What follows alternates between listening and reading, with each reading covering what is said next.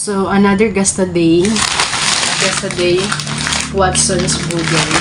Supposedly, yung bibilhin ko lang na item is yung Lux Organics at saka ito.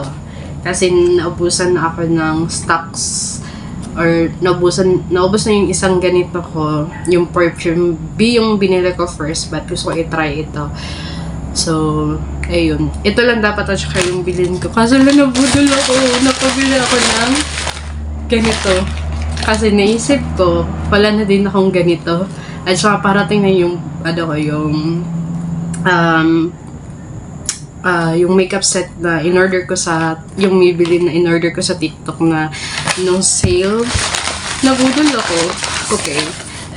Eto, nabudol din ako.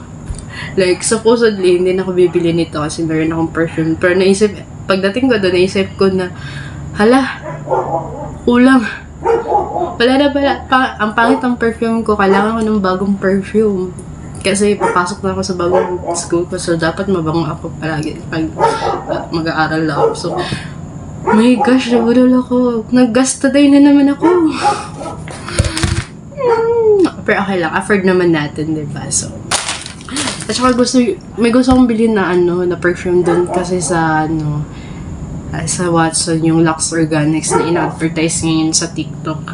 Yung kay Nadine. Kasi meron naman dong available scent, pero isa lang yung Love. For sure, alam ko yung yung scent yun is sweet. So I don't want sweet right now. So yung amoy yung amoy mayaman, amoy successful kasi yun nga.